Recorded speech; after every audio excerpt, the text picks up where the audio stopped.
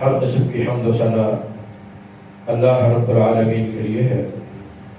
صلاۃ و سلام امام الانبیاء جناب محمد رسول اللہ صلی اللہ تعالی علیہ وآلہ وصحبہ وسلم کی ذات گرامی کے لیے اس مختصر حمد و ثنا اور صلاۃ و سلام کے بعد اللہ تعالیٰ کا بہت بڑا فضل ہے، بہت بڑا کرم ہے، بہت بڑا انعام ہے، بہت بڑا احسان ہے کہ اللہ رب العالمین نے ہماری زندگی میں ایک بار پھر اپنی رحمتوں، برکتوں اور بخششوں کا یہ مہینہ عطا فرمایا۔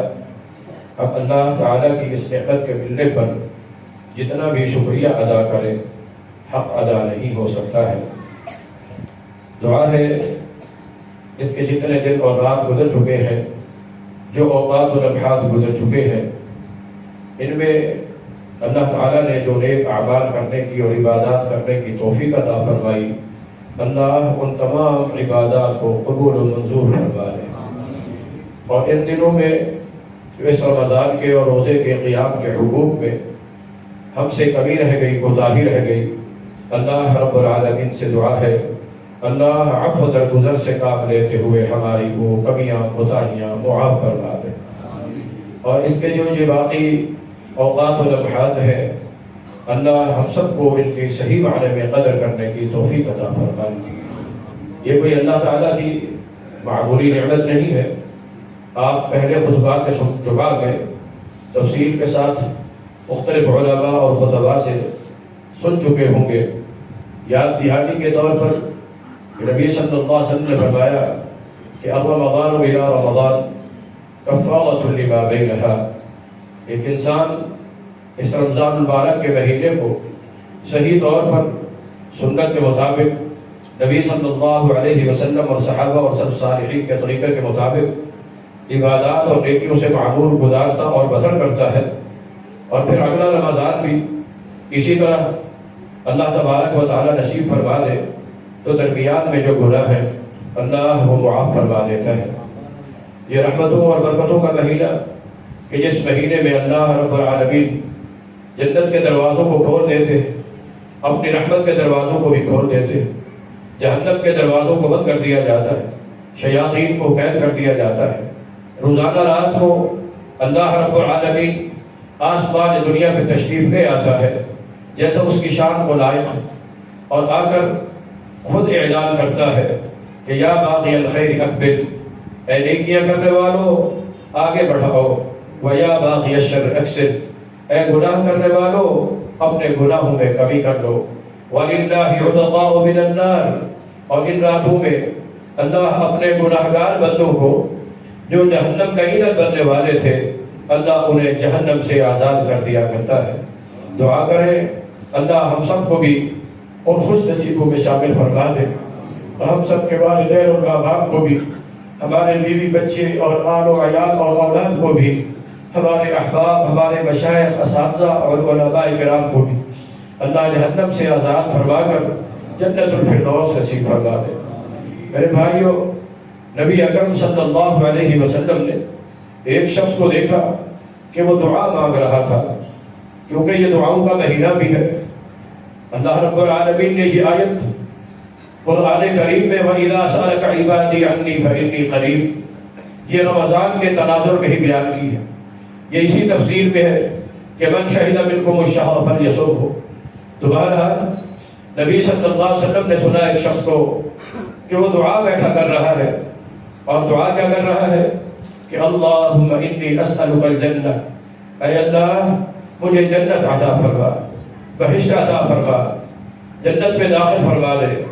تو نبی صلی اللہ علیہ وسلم نے فرمایا ان فی الجنت لجنان، اور میرے بھائی تو ایک جنت کی بات کر رہا ہے نا کہ جنت کوئی ایک جنت نہیں ہے، وہ بہت سی جنتیں ہیں، بہت سی جنتیں، اور ان للجنت مئۃ درجہ، جنت کے 100 درجے ہیں، 100 سٹیپ ہیں، 100 منزلیں ہیں، 100 سٹوریاں ہیں، اور سب سے اعلیٰ فرمایا کہ یہ جنت الفردوس، وہ جنت الفردوس ہے۔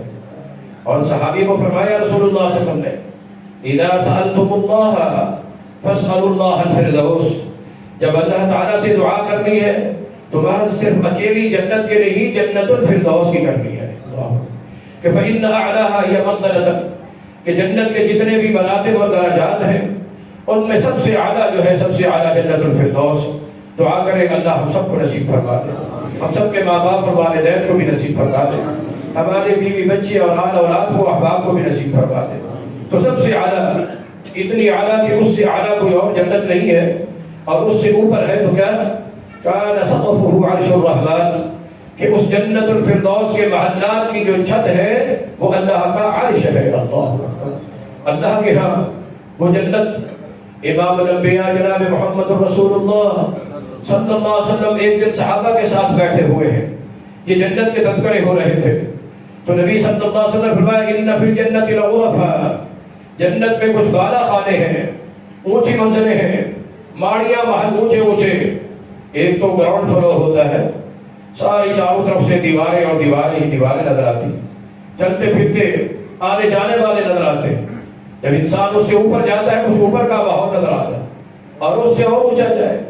لوگ ٹھنڈے علاقوں میں جاتے ہیں, مری چترال وغیرہ سوات تالاب کی طرف, کوشش ہوتی ہے کہ ہوٹل کا وہ کمرہ ملے جو آپ اوپر ہو, کہ اوپر سے بیٹھ کر وادیوں کا خوبصورت نظارہ, وہ بہتے ہوئے پانی اور چشمے اور خوبصورت پھل پھول اور بہترین وہ ماحول وادیوں کا. اور میرے بھائیوں یہ تو وہ وادیاں ہیں جو یہ دنیا میں ہے, اور ایک وہ وادیاں ہیں جو جنت الفردوس کی ہے.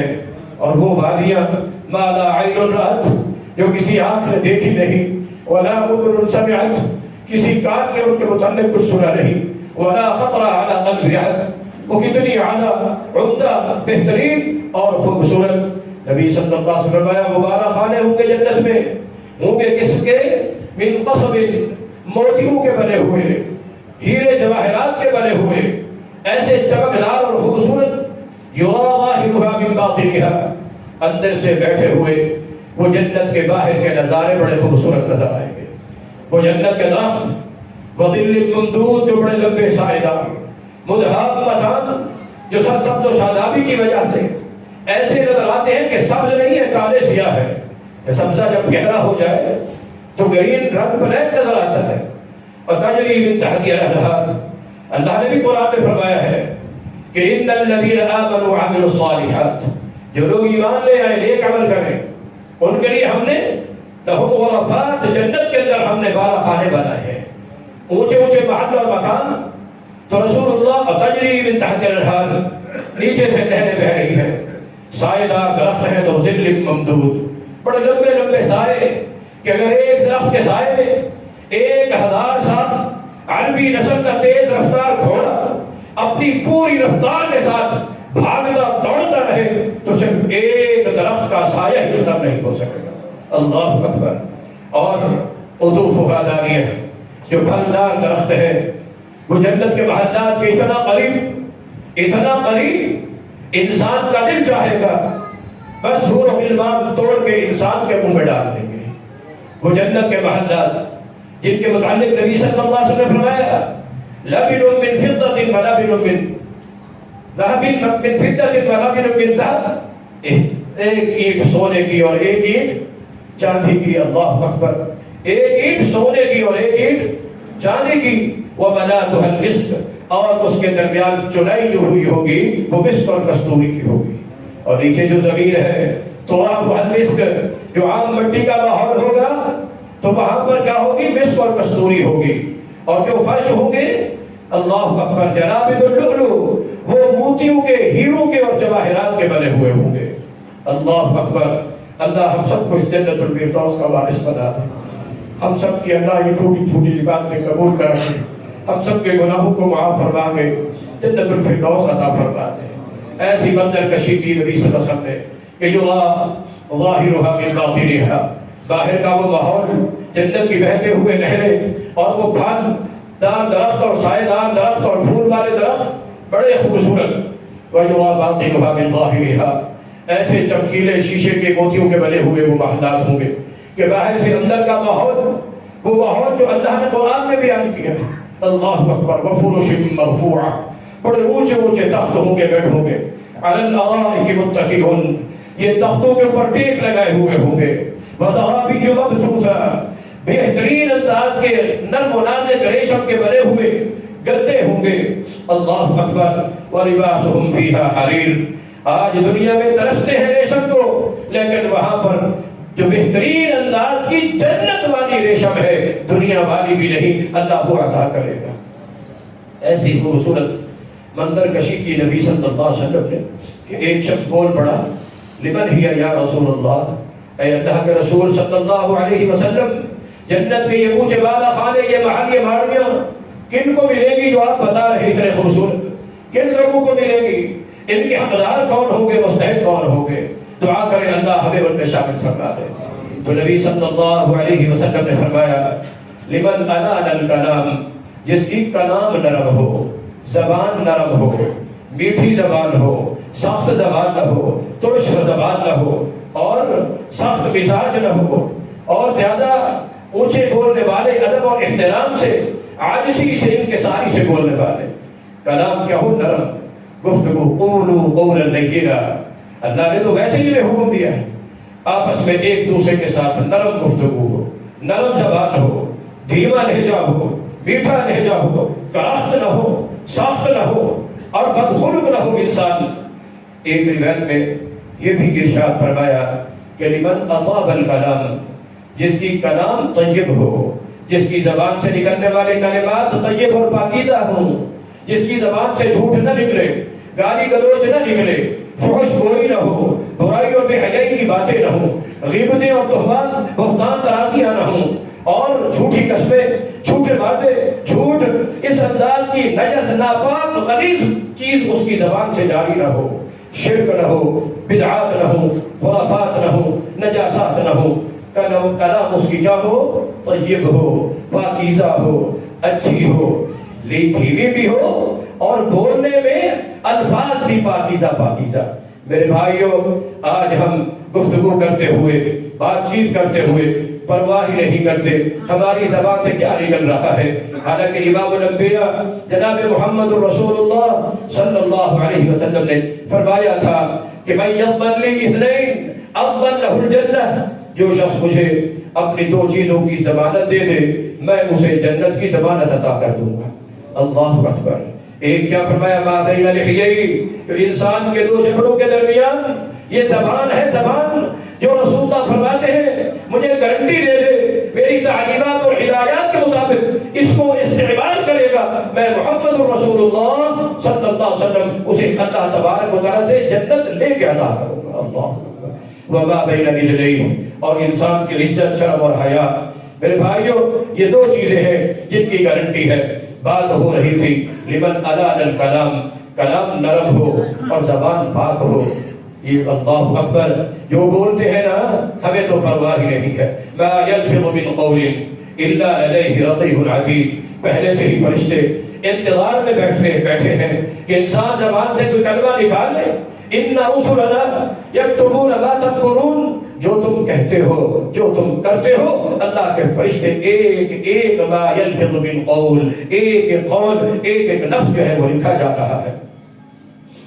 اگر انسان اپنی زبان کو پاکیزہ کر لیتا ہے، قرآن میں اللہ فرماتا ہے الیہ یصعد الکلم الطیب والعمل الصالح یرفعہ. جو تم اپنی زبانوں سے پاکیزہ کلمات نکالتے ہو اور جو تم نیک اعمال اور عبادات ادا کرتے ہو، یہ اللہ کے فرشتے اللہ تعالیٰ کی طرف سے آتے ہیں. تمہاری زبان سے نکلنے والے پاکیزہ کلمات، اللہ کے ذکر والے، قرآن کی تلاوت والے، رب کی تسبیح والے، نبی پر درود والے، دعوت و تبلیغ والے، امر بالمعروف اور نہی عن المنکر والے، اچھے اخلاق، عمدہ بہترین انداز میں ایک دوسرے کی ہمدردی اور نصیحت و خیر خواہی والے، کیونکہ پاکیزہ الفاظ اور کلمات ہیں اور جو نیک اعمال ہیں، اللہ کے فرشتے ان کو اٹھا کر اللہ رب العالمین کے پاس قبولیت کے لیے لے جاتے ہیں. اللہ ہم سب کے بھی ایسے نیک اعمال قبول و منظور فرما دے، ہماری زبانوں کو پاک فرما دے. یہ روزہ اور رمضان بھی اسی لیے تھا. ہماری زبان پہ کچھ دنوں کے لیے پابندی لگ گئی. ایک پابندی تھی کھانے پینے کی، اور ساتھ یہی پابندی نہیں، کھانے پینے والی صرف یہی نہیں تھی، پابندی یہ بھی تھی کیا کہ من لم یدع قول الزور والعمل به، قول زور نہیں چھوڑا اور عمل زور نہیں چھوڑا، جھوٹا عمل نہیں چھوڑا، غلط عمل قول نہیں چھوڑا، تو فليس لله حاجة أن يضع طعامه وشرابه وشهوته. شہوت چھوڑ دے، کھانا پینا چھوڑ دے، اللہ کو اس کے روزے کی کوئی ضرورت نہیں۔ ایک بات، لمن الان الکلام، کلام نرم ہو اور کلام طیب اور پاکیزہ ہو۔ دوسری بات، اللہ اکبر، نبی صلی اللہ علیہ وسلم فرماتے ہیں لمن اطال القیام، لمن اطال القیام، جس کا قیام لمبا ہو۔ یہ رمضان کی راتوں میں تو ہم کچھ قیام کر لیتے ہیں، مگر اس میں بھی ہماری کوشش ہوتی ہے کہ کوئی ایسی مسجد مل جائے جہاں حافظ صاحب صرف صورتوں سے ہی گزارا کر کے تراویح پڑھاتے ہیں، کہ زیادہ دیر ہمیں کھڑا نہ ہونا پڑے، زیادہ دیر ہمیں قیام نہ کرنا پڑے۔ حالانکہ میرے بھائیو، تراویح کا اصل مقصود ہی قیام ہے، کہ رسول اللہ نے کیا فرمایا؟ من قام رمضان، من قام رمضان، من قام رمضان۔ یہ رات کا قیام، یہ رات کے نوافل، یہ تہجد اور یہ تراویح، یہ رات کا قیام، یہ قام رمضان، جو اس کو ادا کرتا ہے وہ رسول اللہ کے فرمان کے مطابق پورے رمضان کا قیام کر رہا ہے۔ آج بڑے مسئلے چلتے ہیں، ہمارے بھی بعض بھائی الحمدللہ سنت کے معاملے میں بہت اہتمام کرتے ہیں کہ ذرا برابر بھی نبی صلی اللہ علیہ وسلم کے اور صحابہ کے عمل سے ہم تھوڑا سا بھی انحراف نہ کریں۔ بعینہ ہی حقیقت بھی یہی ہے، دین کا مزاج بھی یہی ہے، شریعت کی اصل بھی یہی ہے، اور دین کا اصل مطلوب بھی یہی ہے کہ ما آتاکم الرسول فخذوہ وما نہاکم عنہ فانتہوا۔ جو نبی جیسے دے بس ویسے ہی کرنا ہے، اور جس چیز سے جیسے روک دے اس سے ویسے ہی رک جانا ہے۔ لقد کان لکم فی رسول اللہ اسوۃ حسنہ، یہ محمد الرسول اللہ صلی اللہ علیہ وسلم بہترین اور خوبصورت ترین نمونہ۔ میرے بھائیوں، زندگی کے تمام تر معاملات میں اور قیام کے معاملے میں بھی اگر ہم نبی صلی اللہ علیہ وسلم کی زندگی کو دیکھتے ہیں تو سن 2 رمضان میں روزے فرض ہوئے، روزوں کے ساتھ نبی صلی اللہ علیہ وسلم نے قیام کا اہتمام کیا، اور اس رمضان سے لے کر زندگی کے آخری رمضان تک نبی صلی اللہ علیہ وسلم نے میرے ناقص علم کے مطابق ایک رات بھی تراویح نہیں چھوڑی ہے، ایک رات بھی تراویح نہیں چھوڑی ہے، تراویح نہیں چھوڑی ہے۔ رہ گئی بات جماعت کی، اور ہماری زندگی کی کتنے ہی راتیں تراویح سے خالی چلی گئی۔ جو عمل جیسے نبی صلی اللہ علیہ وسلم نے کیا ویسے کریں۔ جب نبی صلی اللہ علیہ وسلم نے کسی عمل کو زندگی بھر نہیں چھوڑا، اس کو چھوڑنا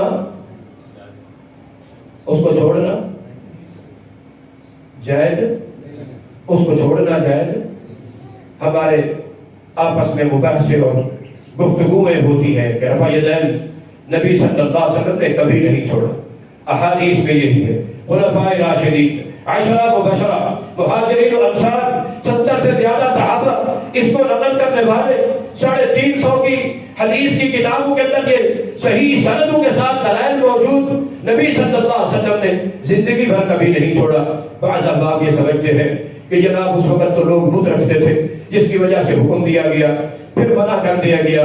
اور میرے بھائیوں، مکہ میں نماز نہیں تھی، فرض ہوئی با جماعت سلسلہ، مدینے میں بت پوجا کرنے والے مکہ میں تھے، مدینہ میں نہیں تھے۔ مدینہ میں منافق ضرور تھے، منافق ضرور تھے، مگر مشرک کوئی بھی نہیں تھا۔ کون بت اٹھاتا تھا؟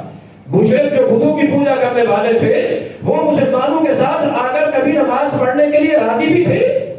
وہ تو مسلمانوں کا کلمہ پڑھنے کے لیے راضی نہیں تھے، وہ کیسے بنا بت اٹھا کر آ جاتے؟ یہ کہانی بنائی ہوئی ہے ایسے بعض لوگوں نے۔ حقیقت میں اگر حوالہ طلب کیا جائے تو قرآن اور حدیث سے اس کی کسی قسم کی کوئی دلیل اور ثبوت نہیں ملتا ہے۔ اور میرے بھائیوں، تو نبی اکرم صلی اللہ علیہ وسلم نے رات کا قیام ساری زندگی میں کبھی نہیں چھوڑا۔ ہاں جماعت کرائی، پھر بات آتی ہے جب نبی صلی اللہ علیہ وسلم نے 3 راتیں جماعت کرائی ہے تو پھر ہم بھی 3 راتیں ہی جماعت کرائیں، باقی اس میں کوئی شک نہیں ہے۔ نبی صلی اللہ علیہ وسلم نے 3 راتیں جماعت کرائی، 4تھی رات صحابہ مسجد میں انتظار کرتے رہے، اور نبی صلی اللہ علیہ وسلم اپنی اعتکاف والی جگہ سے باہر نکل کر بھی نہیں آئے۔ نبی صلی اللہ علیہ وسلم اعتکاف میں تھے، گھر میں نہیں تھے۔ ایک چٹائی لگا کر نبی صلی اللہ علیہ وسلم نے خیمہ بنایا ہوا تھا، اس خیمے کے اندر تھے۔ صحابہ بھی مسجد میں ہیں، نبی صلی بھی مسجد میں ہیں، یہاں تک کہ فجر کی نماز کا وقت ہو گیا۔ نبی صلی اللہ علیہ وسلم نے فرمایا میرا دل چاہتا تھا، غور کیجئے، میرا دل چاہتا تھا میں تمہیں جماعت کراؤں. سمعت تلحلحکم، تمہاری میں نے کھانسنے کی آوازیں بھی سن لی تھی. ان کو جرأت نہیں تھی کہ نبی صلی اللہ علیہ وسلم کو اللہ نے منع کر دیا تھا ایسے میرے نبی کو پیچھے سے آوازیں نہیں دینی ہے تم نے. اللہ اکبر. ان کی دیگر ذمہ داریاں بھی ہوتی ہیں. آ جائیں. چنانچہ جب آیا فرمایا میں نے جماعت اس لیے نہیں کرائی آج رات، دل چاہتا تھا جماعت کراؤں، نہیں کرائی. کیوں؟ اس لیے کہ مجھے خطرہ لاحق ہو گیا کہ یہ عبادت اللہ تعالیٰ کو اتنی پسند آ گئی اللہ اس کو فرض نہ کر دے. جب فرض کر دیا تو پھر ادا کرنا مشکل ہو جائے گا ہر ایک کے لیے، پھر اہتمام کرنا مشکل ہو جائے گا. نبی کتنے رؤوف و رحیم، امت کے کتنے ہمدرد و خیر خواہ. اللہ اکبر. مگر چاہت تھی، تمنا تھی جماعت کرائے. پھر وہ تمنا حضرت عمر بن خطاب رضی اللہ عنہ نے پوری کی اور باقاعدہ پورے مہینے کا اہتمام کیا. جو عمل خلفائے راشدین سے، صحابہ کرام سے بھی ثابت ہو جائے وہ بدعت نہیں ہوتا ہے، وہ بدعت نہیں ہوتا.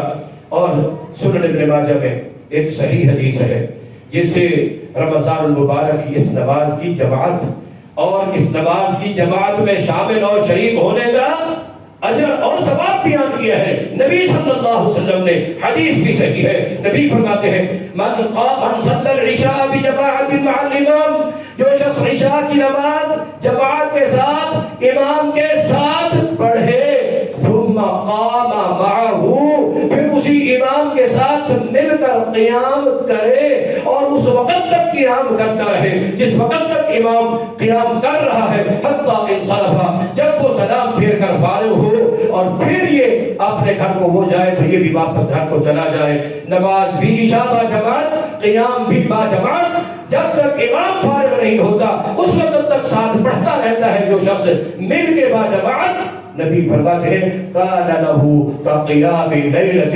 کلھا، اللہ تبارک و تعالی اس کو باقی ساری رات کی عبادت کا اجر اور ثواب عطا فرما دیتا ہے. یہ ہمیشہ کی جماعت ہے.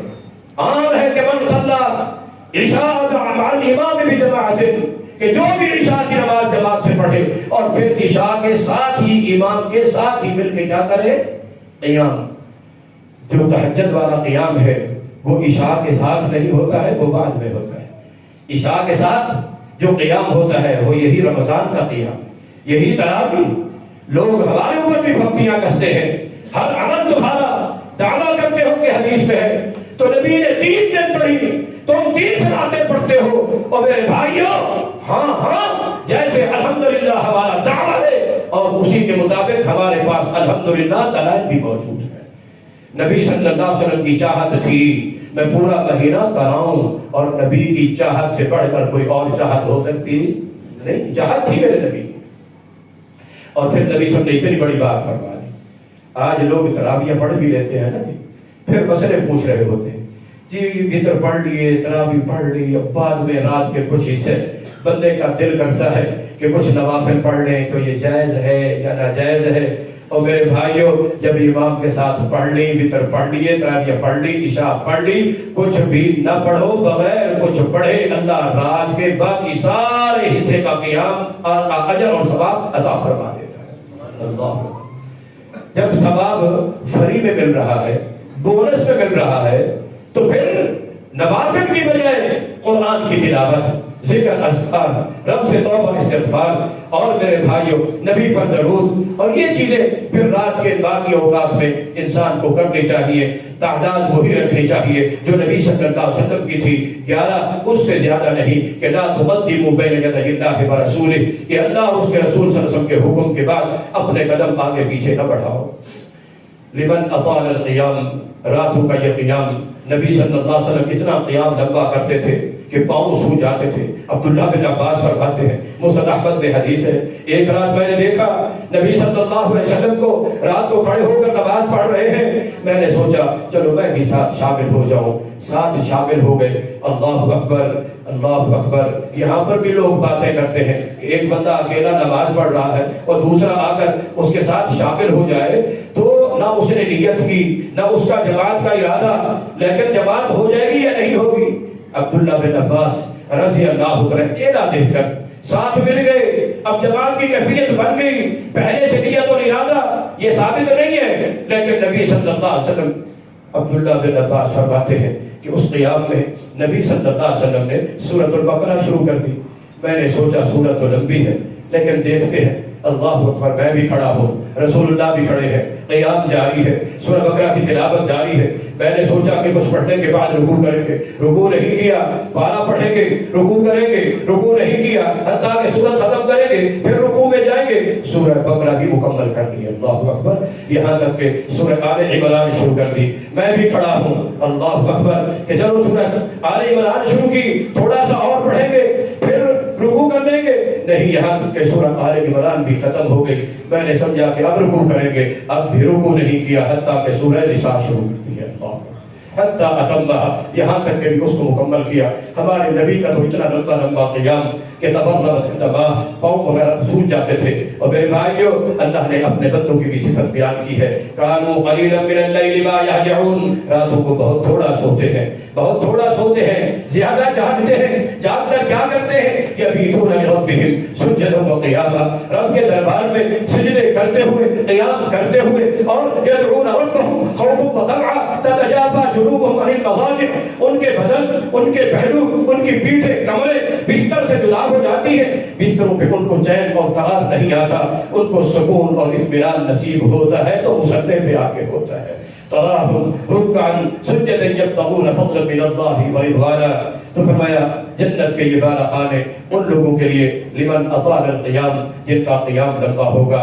اور میرے بھائیو، تیسری چیز نبی صلی اللہ علیہ وسلم نے بیان فرمائی کہ لمن اطعم الطعام، لمن اطعم الطعام، جو ضرورت مندوں کو، بھوکوں کو، مسکینوں کو، مسافروں کو، پردیسیوں کو، مستحقوں کو جو لوگ کھانا کھلاتے ہیں. اس دنیا میں اللہ تبارک و تعالیٰ کا نظام رزق اپنا ہی ہے.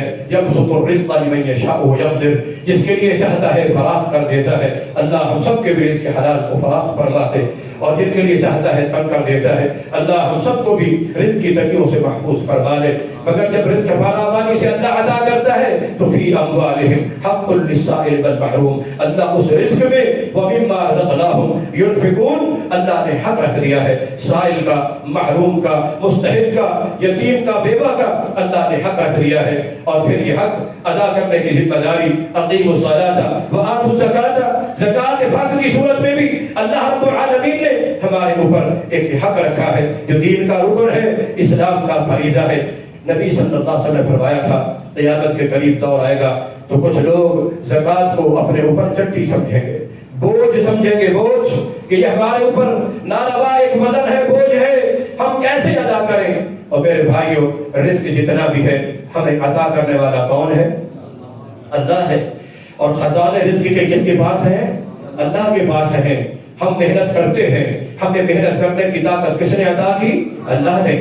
اپنی زبان سے گفتگو کر کے، ڈیلنگ کر کے، اوپر نیچے کے داؤ مار کے جناب کاروبار اور بزنس کرتے ہیں تو بولنے کی زبان کو طاقت کس نے عطا کی؟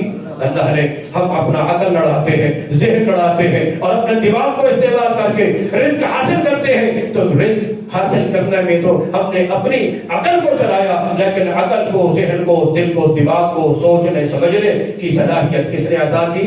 اللہ نے. اپنے ہاتھ، پاؤں، محنت، مزدوری، ملازمت اور نوکری، یہ تمام تر معاملات تو جسم کے اندر یہ ہلنے ڈلنے، اٹھنے بیٹھنے، کچھ کام کرنے کی طاقت بھی کس نے عطا کی؟ خزانے سب اس کے پاس ہے. اور جس کو چاہے کم دے، جس کو چاہے زیادہ دے، مگر اس کے باوجود اس نے حق رکھا ہے. اور یہ حق فرد کا جو ہے بالخصوص، اللہ اکبر، فرمایا والذین یکنزون الذهب والفضة، وہ لوگ جو سونا چاندی مال خزانے جمع کر کے رکھتے رہتے ہیں نا، قیامت کے دن یوم یحمى علیہا فی نار جہنم، جہنم کی آگ میں اس کو گرم کیا جائے گا، تپایا جائے گا. جب لال سرخ ہو جائے گا، پیشانی کے اوپر داغ لگائے جائیں گے، پہلو کے اوپر اور پیٹھ کے اوپر داغ لگائے جائیں گے. ھذا ما کنزتم لانفسکم، یہ وہی ہے جو تمہارا اپنے خزانے جمع کر کے رکھتے رہتے تھے. ولا ينفقونها فی سبیل اللہ، جن کی زکات تک بھی ادا نہیں کیا کرتے تھے. وبشرهم بعذاب الیم، پھر جہنم کا دردناک عذاب ہوگا. اللہ ہم سب کو محفوظ فرمائے. میرے بھائیوں، دیکھ لیجئے کہ 100 میں سے زکات کتنی ہے؟ جی 2.5 روپے ہے. کب ہے؟ سال کے بعد. اور پھر باقی سارا سال 97.5 جیسے مرضی پھر اس میں بزنس کرو، کاروبار کرو. میرے بھائیو، یہ اللہ تبارک و تعالی نے وَيُرْبِ الصَّدَقَاتِ، جب انسان یہ حق ادا کرتا ہے اللہ مال کا نقصان نہیں کرتا ہے۔ حَسِّنُوا أَمْوَالَكُمْ بِالزَّكَاةِ، نبی صلی اللہ علیہ وسلم نے فرمایا اپنے مال کو محفوظ کرو زکوٰۃ سے، زکوٰۃ تم ادا کرو، اس کے نتیجے میں اللہ تمہارا مال محفوظ کر دے گا۔ اور میرے بھائیو بات آئی تھی کھانا کھلانے کی، حاجت مندوں کو بھی، ضرورت مندوں کی، فرمایا یطعمون الطعام علی حبہ مسکینا ویتیما واسیرا، قیدیوں کو، مسافروں کو، پردیسیوں کو جو لوگ کھانا کھلاتے ہیں، فوقاهم اللہ شر ذلک اليوم، اللہ تبارک و تعالی قیامت کے دن کے سخت برے عذاب سے ان کو بچا لے گا۔ اور فرمایا اطعموا الطعام وصلوا باللیل والناس نیام، کھانا کھلایا کرو اور رات کو اٹھ کر نماز پڑھا کرو جب سارے لوگ سوئے ہوئے ہوں۔ تدخلوا جنت ربکم بسلام، تم سلامتی کے ساتھ اپنے رب کی جنت میں داخل ہو جاؤ گے۔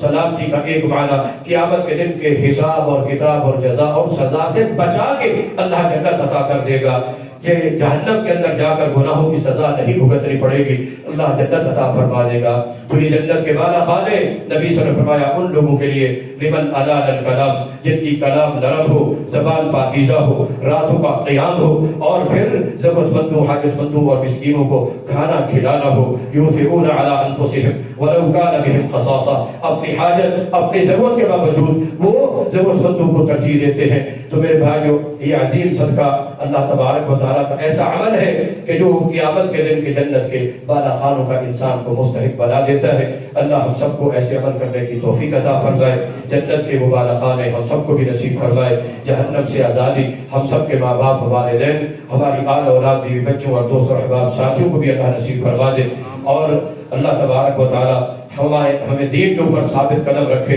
جو رمضان کے مقاصد تھے اللہ ہمیں سب کو نصیب فرما دے۔ پھر رمضان کے بعد بھی اللہ ہمیں یہ ایک مہینہ جیسے عملی طور پر ہماری ٹریننگ اور تربیت کا آیا تھا، تو جیسے اللہ تعالیٰ نے ہمیں یہ بسر کرنے اور گزارنے کی توفیق عطا کی، اللہ رمضان کے بعد بھی ہمیں اپنے گھروں سے جڑا رہنے کی توفیق عطا فرمائے، نفلی روزوں کی بھی توفیق عطا فرمائے، راتوں کے قیام کی توفیق۔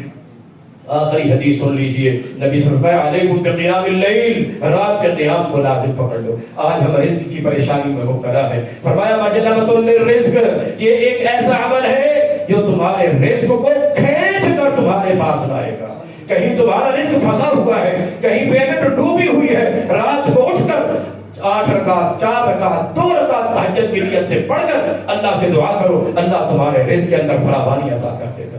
اور آج نماز پڑھنا بھی مشکل، لوگ کرسیاں ڈھونڈ رہے ہوتے ہیں مسجدوں میں آ کر، دنیا کے کام کاج میں تو جیسے ویسے چل جاتے ہیں، مجبوری ہوتی ہے، مگر اللہ کے گھر میں آ کر یہ سہولیات، اللہ اکبر، اللہ ہم سب کو صحیح انداز میں اپنے آگے رکوع اور سجدے کی توفیق عطا فرمائے، سنت کے مطابق سجدوں سے اللہ محروم نہ کرے، اللہ رکوع سے محروم نہ کرے، اللہ قیاموں سے محروم نہ کرے، اللہ اکبر۔